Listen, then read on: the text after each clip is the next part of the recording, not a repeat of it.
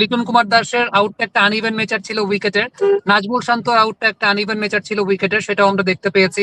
মিরাজের একবার মাথায় বল লাগলো নেথান এলিসের, সেটাও দেখতে পেয়েছি। কিন্তু প্রথম ইনিংসে আমার কাছে মনে হয় না যে উইকেট কমপ্লিকেটেড ছিল। আমি বোলারদেরকে ক্রেডিট দিব।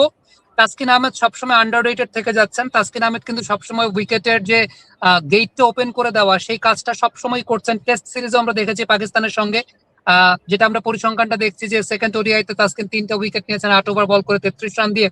আমার মনে হয় যে বেশ ভালো সিম মুভমেন্ট, উইকেটে বল পড়ার পর অফ দ্য পিচ মুভ করে ভেতরের দিকে ঢুকেছিল শর্টের উইকেটটা। এরপরে আমি বলবো তাসকিনের সবচেয়ে উল্লেখযোগ্য জায়গা ছিল এরপরে যখন পরের স্পেলে বল পুরনো হয়ে গেছে রিভার্স সুইং করিয়েছেন তাসকিন, বেশ ভালো বল, যেটা ওয়ানডে ক্রিকেটে কিন্তু এখন একটা নতুন সংযোজন আমরা বলবো। কারণ 32 ওভারের পর থেকে যেটা হয় যে বল পুরনো হওয়া শুরু করে, একটা বল দিয়ে খেলা কন্টিনিউ হয়, এরকম একটা ব্যাপার আমরা জানি।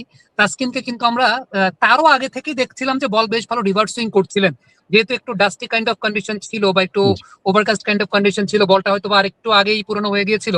সো তাসকিন বেশ ভালো রিভার্স সুইং করাচ্ছিলেন।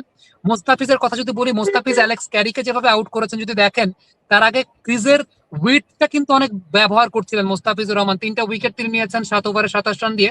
কিন্তু উল্লেখযোগ্য জায়গা হচ্ছে মোস্তাফিজ আজকে ক্রিজের উইডটা খুব ব্যবহার করছিলেন, মনে হচ্ছিল যে পিচের বাইরে থেকে বল করছেন কিনা। বাট এটা বেশ ভালো যে মোস্তাফিজ কন্ট্রোল করেছেন, নো বল হয়ে যায় নাই। কারণ আমরা জানি যে ওই যে সাইড ক্রিজের বাইরে থেকে যদি একজন বোলার বোলিং করেন সেটা নো বল হয়ে যায়।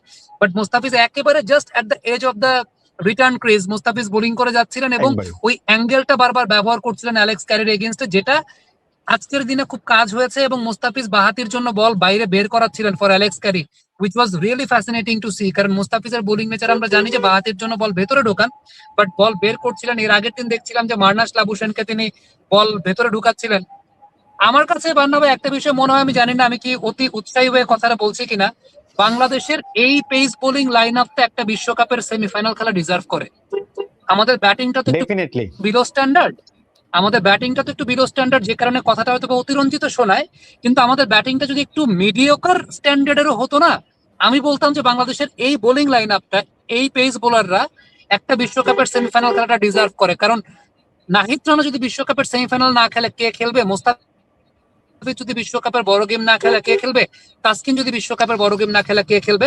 ছোট্ট একটা পরিসংখ্যান দেই, এই বছরটাতে 2026 সালে ওয়ার্ল্ডের যত পেস বোলার আছেন তাদের সবার মধ্যে 145 কিলোমিটার প্রতি ঘন্টায় নাহিদ রানা বোলিং করেছেন 47%। 2 নম্বর অবস্থানে আছেন হারিস শ্রফ, মাত্র 8%। আপনি পার্থক্যটা চিন্তা করে দেখেন কত বড় পার্থক্য। নাহিদ রানা 145-এ গতি বোলিং করছেন 47%, হারিস শ্রফ 8%। আমরা অনেক সময় সেফ থাকার জন্য একটা শব্দ চয়ন, একটা কথা বলি, নাহিদ রানা পৃথিবীর অন্যতম সেরা গতিময় বোলার, এটা আমরা ব্যবহার করি না সেফ থাকার জন্য, যে অন্যতম সেরা গতিময় বোলার। এই জায়গাটা স্ট্যাটিস্টিক্যালি প্রুভেন, অন্যতম সেরা না, নাহিদ রানার গতির ধারার কাছে এই মুহূর্তে পৃথিবীতে কোনো পেস বোলার নাই। সো এটা একদম এক কথা ভাই, এটা পরিসংখ্যান দ্বারা সিদ্ধ।